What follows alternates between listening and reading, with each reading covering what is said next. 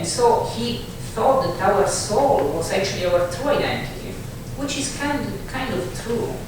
I mean, Plato was considered kind of pre-prophet for Christianity because he kind of theorized already that we need to make man for something in this life, to deserve the afterlife, and that our soul was immortal and spiritual, and it should deserve heaven, whatever heaven means. Actually, Plato talked about even the purgatory. I mean, you can find these four concepts like hell, heaven, and purgatory in Plato. So it's just amazing how much the human mind. Oh, I can give you the quotations. I see some of you. Actually, there are quotations from Plato in which there is this kind of idea of purification in an afterlife. So it's not just heaven and hell. So of course, I mean, everybody tried to interpret Plato in a Christian fashion, of course. But I still believe that some of these concepts are actually in there and can be easily found. But in any case, it's interesting that what the Catechism is saying is that our mind makes this kind of reaches this conclusion even without the help of a supernatural revelation.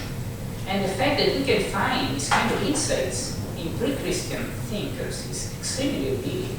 So Plato didn't need revelation to figure that this life is meant for something else. Then we need to deserve with our moral actions in this world whatever is coming after this life.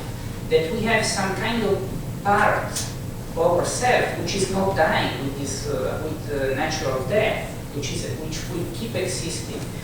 So this is the main idea in Christian anthropology, that we have something divine and something earthly in us. We are this creature composed of two different things. So the main idea we were trying to sketch at the beginning, that we do belong to different worlds, is actually part of what we are actually made of, soul and body. And part of the catechism that you will find from point 355 to 385 is actually focusing on this idea of the unity with body and soul, or body and soul, and on the spirituality, the immortality of the soul. Still, the soul is not the person. So person and soul are not synonyms. So I clarified this because in the title you gave to me, I didn't choose this title, so I just I worked on it myself. So human person is actually different than just Christian anthropology in dualism between body and soul. I mean, the person is actually a later concept. It's actually a concept that Christians invented. The concept of person was not discovered by philosophers before Christian era. We needed a new concept, mostly because of the Trinity and the incarnation of Christ. I know all of you know very well the two main mysteries of our faith, right? The incarnation of Christ and the Trinity. I don't know if you focused technically on what they mean. I mean, three persons in one divine nature and two natures in one person, right? I mean, Christ is a divine person with two natures. And God is one divine nature with three persons, right? So the reasons why we needed the concept of person is that if we just, the fathers of the church, the early Christian theologians and philosophers, were trying to use Greek concepts. And Greek concepts were not adequate to explain where the mysteries of our faith were. Because nature, it's Greek philosophers just needed the idea that we have a spiritual nature, like just the soul, right, as part of our nature, and that we are moral agents. But then we need to, with Jesus Christ and the Trinity, we need to split the concept of nature, this being a spiritual nature with body and soul, or just with the spiritual nature in the case of the angels and God, with something else. I mean, we needed an extra concept. And so, slowly, until the 5th century, pretty much, after Christ, we were looking for a new concept, and we were trying to figure how the Trinity and the Incarnation wouldn't be a contradiction. And so the concept of person came along. I mean, it started to be called hypostasis in Greek, and then Augustine used for the first time the concept of person. So what it means is that the person, unlike the concept of nature, is the individuality of the existence. For example, as Fulvio di Blasi, I'm a person. None of you is Fulvio di Blasi. Thank God, of course. But all of you are human beings, right? We are all the same as far as our nature goes. We are all different as far as our persons go. So our persons are what make us different. Our nature is what makes us equal. So basically, our nature is what ontologically makes us a certain kind of being. But this being would exist in one individual, which is kind of unique, which will possess this nature. I own my nature as Fulvio di Blasi. I own my human nature. I make it real in this particular being that I am. So, person means my possessing my nature, my being one individual and being a subject. Nature is actually what I have in common with everybody else who does have the same kind of properties, features in existence. So that means that if I were a certain kind of individuality, existing individuality, I could actualize something else, for example, two natures at the same time. That's not a contradiction, because nature should exist in one being, but it's not the same thing. Fulvio di Blasi is not just a human nature, right? So if I were God, I could make existing in myself also a human nature, and I would still have a divine nature. So person and human nature are not the same. But person is actually what we are as unique individuals. We exist as person. But person is a more sophisticated concept. Let's go back to it a minute later.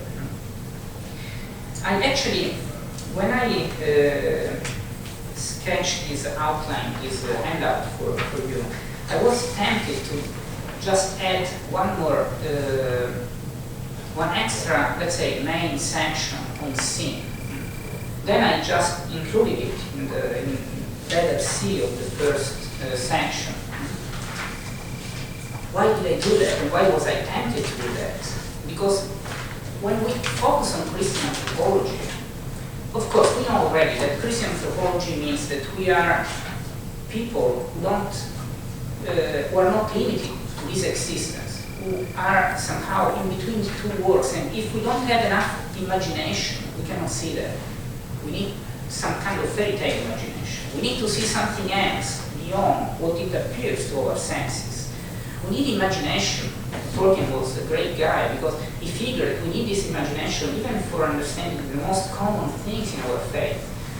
So how can we imagine bread becoming God if we don't have enough fairy tale imagination? I mean, can you see something more in the piece of bread? Who can?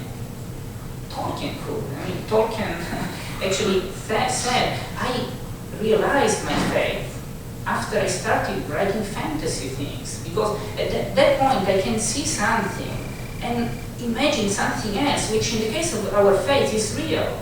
The best fantasy story is the story of our creation and redemption. Is where the main, imagine a fantasy story, for example. God walking around just covered like as if he were Aragorn, right, at the beginning of the Lord of the Rings. He doesn't know who he is. He's just walking around in three people. And you meet this guy, Abraham, with his wife, and they offer you something to eat.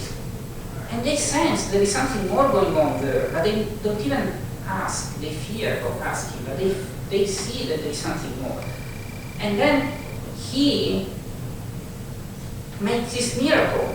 A lady is sterile, and he makes her conceive of baby, and she doesn't believe it, because we're in a fantasy novel, And she doesn't really believe it. And well, who is this guy? I mean, 3, 1, it's a mystery. Tolkien was a master in not telling you too much about things. Something in Tolkien's saga is supposed to remain mysterious. Because that's our life. We don't know everything. Something remains mysterious. But it's the entire story of our redemption, right? I mean, the unexpected event happens. We need to see it coming. The unexpected event, Mary conceives without having any sexual intercourse. And the entire people, community of people of God is coming from a guy who was not supposed to be born, Isaac, and then he was supposed to be killed by his father. I mean, this is totally unexpected. So it's like a fantasy thing. But we should see it. We see that there is something else in the world. And so Christian anthropology is about this, but there is something more to it. There is something wrong in this world. If we look at this world, we know that there is something wrong in it. There is this great, actually I went back to Chesterton just last week, and I went back to this line which his editor asked a few writers to send him, I believe it was the Washington Reader or something in England, and to write a piece on what's wrong with the world. And Chesterton replied just a few lines, "Dear sirs, I am Corley Chesterton." Like saying, what's wrong with the world? I'm wrong with the world. I mean, I'm wrong. I had something wrong with me. I mean, I'm not working properly. I wish I could, but I'm not. Plato had this strong sense that we were kind of slaves of something going wrong with the world. So the scene, I mean, listen, just the other day, I mean, yesterday, all these kids died in this accident in Switzerland, right? What's wrong with the world? I mean, God was distracted and so something bad really happened. So the world is not perfect. There's definitely something wrong. The original sin is not just a piece of the revelation. I mean, philosophers could see the original sin in the world. The world is not as it should be. So that's why sin is a big part of Christian anthropology. Our self-understanding is that we cannot help but being imperfect. We are aiming at some kind of perfection we cannot reach. And it's not just like that. We really cannot. If our nature is left by itself, we would be doomed to failure. So the main picture in Christian anthropology is actually more complex than that.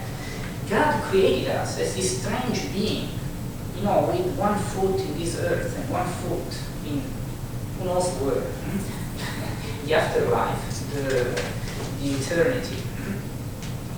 And he wanted to stay with us since the very beginning.